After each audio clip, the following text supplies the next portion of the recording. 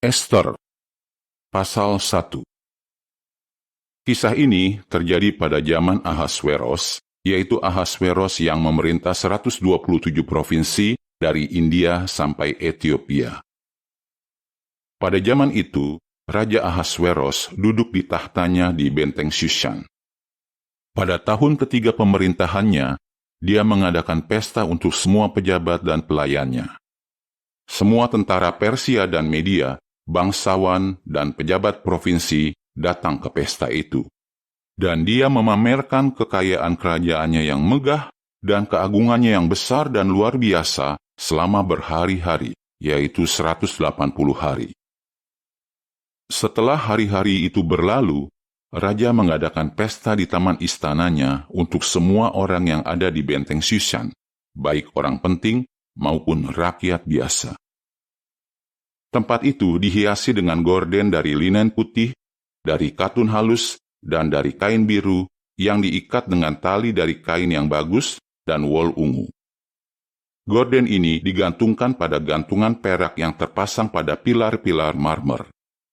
Ada juga kursi-kursi panjang dari emas dan perak yang ditaruh di atas lantai dari batu porfiria, mutiara, marmer putih, dan marmer hitam.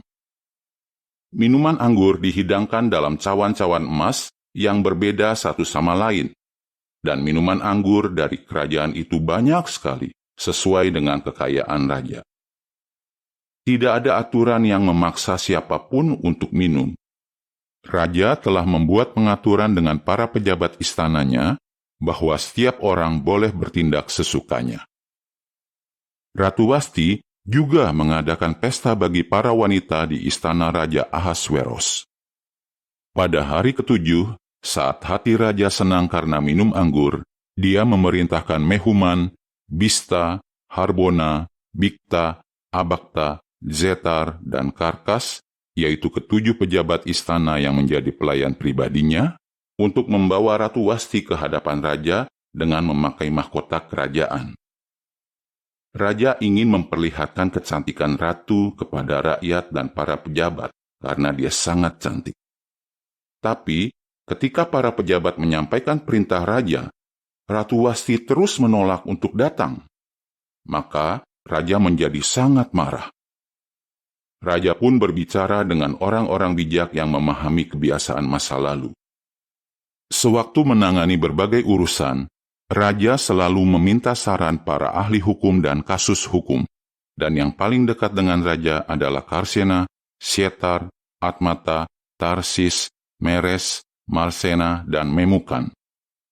Mereka adalah 7 pejabat Persia dan Media yang menduduki jabatan tertinggi di kerajaan dan bisa bertemu langsung dengan raja. Raja bertanya, "Menurut hukum, apa yang harus dilakukan kepada Ratu Wasti karena dia tidak mematuhi perintah Raja Ahasweros yang disampaikan melalui para pejabat istana?"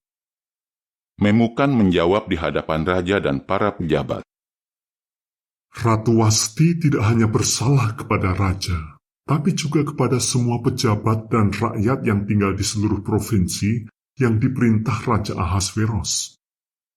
Apa yang ratu lakukan ini akan diketahui semua istri. Akibatnya, mereka akan meremehkan suami mereka dan berkata, Ratu Wasti saja tidak mau datang saat Raja Ahasweros memanggilnya. Hari ini, istri-istri pejabat Persia dan Media yang tahu tentang apa yang ratu lakukan akan ikut-ikutan bersikap seperti itu saat bicara kepada suami mereka. Ini akan menimbulkan banyak penghinaan dan kemarahan.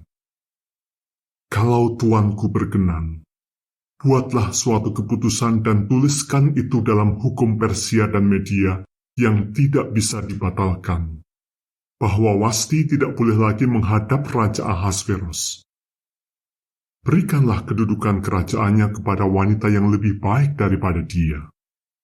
Begitu keputusan ini didengar di seluruh kerajaan tuanku yang luas, semua istri akan menghormati suami mereka, tidak soal suaminya itu orang penting atau orang biasa. Raja dan para pejabat senang dengan saran Memukan. Raja pun mengirimkan surat ke semua provinsi kerajaan.